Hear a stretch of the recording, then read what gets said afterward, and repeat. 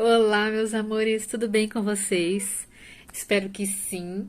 Hoje nós estamos aqui para falar um pouquinho sobre João, capítulo é o 18. A gente está aí quase, né? Nós estamos aí caminhando para o final desse livro, né, do Evangelho segundo João, que é um evangelho maravilhoso.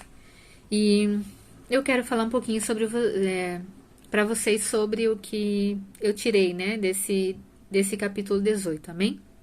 Mas antes disso, eu quero orar com vocês. Então, se juntem comigo aí nessa oração.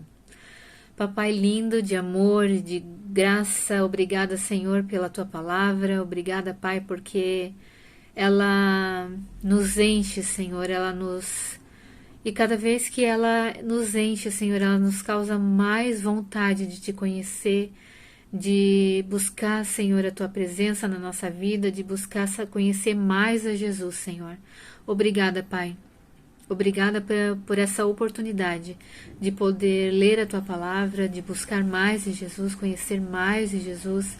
E obrigada pela Bíblia, obrigada por ter nos deixado esse livro maravilhoso que faz com que a gente leia e cada vez que a gente lê, cada vez que a gente medita, entende, vive, a gente quer isso mais para a nossa vida e não só para nós, mas para todos os que estão ao nosso redor. Eu sou muito grata por poder fazer, Senhor, esse vídeo, por poder passar para as outras pessoas aquilo que Tu tem colocado dentro de mim. Senhor, obrigada por essa oportunidade. Abençoa cada pessoa que está vendo esse vídeo, tanto no grupo Techuvá, como também nas redes sociais. Abençoa cada uma delas e causa nelas, Senhor, a mesma sede que Tu está também causando em mim, Senhor. Mais de Ti. Em nome de Jesus. Amém. Então, vamos lá, meus amores. Eu quero começar com vocês, né? Ali na minha Bíblia, o título desse livro é Jesus é traído e preso. Então vai começar aquela função, né, onde Judas traiu Jesus, ele foi preso, foi pego lá no Bosque das Oliveiras, e onde ele é interrogado, né, tanto por Pilatos como ali por Caifás, por Anás, que são os sacerdotes ali judeus. Então vai começar essa função ali, onde ele é machucado, onde ele foi... Bom, né, o decorrer aí da história vocês já conhecem, mas eu quero falar um pouquinho ali com vocês sobre... Aqui João ele trata de deixar, né, bem claro o lugar de Judas, né? O que Judas fez, né? E duas vezes aqui nesse capítulo ele fala que Judas é o traidor, que Judas estava junto com os guardas, né? Que vieram prender Jesus, e ele deixa bem claro, né? Que Judas é o traidor. Então vamos lá. No verso 4 ele fala assim, Jesus fala assim: Jesus, sabendo tudo o que ia lhe acontecer, foi ao encontro deles. A quem vocês procuram? Ele perguntou. A Jesus, o Nazareno, responderam, né? Então, Jesus ele já se antecipou. Ele foi lá e já falou, né? Quem que vocês estão procurando? Ele sabia que era ele, né? Então, ele já foi lá para se entregar, né? Então, no verso 6 ele fala assim, ó: quando Jesus disse, sou eu, todos recuaram e caíram para trás no chão. Olha só o poder que há no nome de Jesus, né? É o nome que está acima de todo nome. Ele declarou que é ele, o nome dele, e eles, né, recuaram e caíram. Olha só que o tamanho do poder, né? Às vezes a gente banaliza isso, coloca só como um ditado popular, mas a partir do momento que a gente entender que sim, o nome de Jesus tem poder, a gente vai usar com mais sabedoria, né?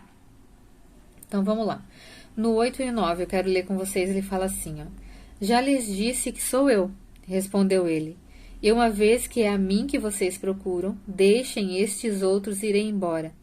Ele fez isso para cumprir a sua própria declaração, que não perdi um só de todos que me deste. Então ele se preocupava com todos os seus discípulos, né? Ele se preocupava mesmo indo, né, para a morte, caminhando aí para a morte, ele se preocupou com os seus discípulos, e para que eles não fossem, né, pegos, machucados ali naquele momento. Então, olha só como Jesus é maravilhoso, até a caminho da morte ele faz isso, né? Vamos lá.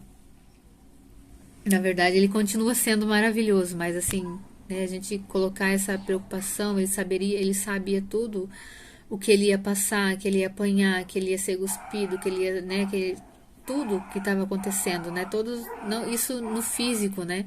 Mas a gente colocando tudo pro espiritual, né? A quantidade de peso que ele estava suportando, dor, né? Então, tudo isso, mesmo assim, ele ainda se preocupou e ainda ele, né, cuidou de todos aqueles que o Senhor deu a ele, que Deus deu a ele, ele cuidou de todos eles e continua cuidando em nome de Jesus, né? Então, vamos lá. Depois lá no 11, na parte B desse versículo, ele fala assim, ou foi onde Pedro, né, cortou a orelha de Malco, e ele fala assim para Pedro: acaso não beberei o cálice que o meu pai me deu? Então, né, cálice muitas vezes na Bíblia ele é tratado como sofrimento, como, né, o cálice da ira de Deus. Então, Jesus ele estava ali para passar por tudo que o Senhor separou para ele. E ele não ia deixar nada para trás, né? Então, vamos lá. Depois, Pedro, né, ele nega Jesus ali as 3 vezes, né? Primeira, nesses versículos ali do 25, começa, né, Pedro negando Jesus. Não, 25 não, desculpa, no 13, Pedro negando Jesus pela primeira vez, né? E a moça que cuidava ali do portão, né, que cuidava do portão, que deixou ele entrar, ela reconheceu Pedro. E ele disse que não era discípulo de Jesus. Então vamos lá. No 20 ele fala assim, ó. Jesus respondeu. Daí Jesus já está sendo interrogado pelo sumo sacerdote. Jesus respondeu: falei abertamente a todos, ensinei regularmente nas sinagogas e no templo, onde o povo se reúne. Então Jesus ele nunca se escondeu, ele nunca deixou de falar, de ensinar abertamente para todos. Todos ouviam, todos viam, e ele nunca deixou, né, de falar sobre isso. Então Jesus ele nunca se escondeu, ele falava mesmo, ele estava ali para ensinar sobre o reino, para ensinar, né, para ensinar sobre o Pai, para trazer, né, essa conexão com o Pai, para falar sobre esse reino vindouro, sobre o reino dele. Então, ele nunca se escondeu, ele sempre falou abertamente, né? Então, vamos lá. Aí depois que eles já estão na fogueira ali, os servos, né, daquele homem, e daí Pedro tá junto ali na fogueira ali, fazendo, se esquentando, e os servos novamente perguntam para Pedro, e ele nega de novo.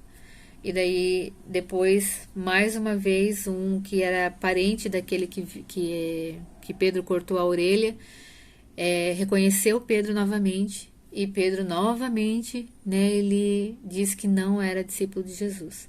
Isso para ele acertou lá naquela... Acertou não, mas para confirmar a profecia, né, aquilo que Jesus tinha dito, que Pedro negaria ele 3 vezes, né? Que foi lá em João 13, deixa eu ver, 13:38, ele falou assim, ó, que Pedro, né, disse que ia morrer por Jesus, e Jesus disse assim: morrer por mim?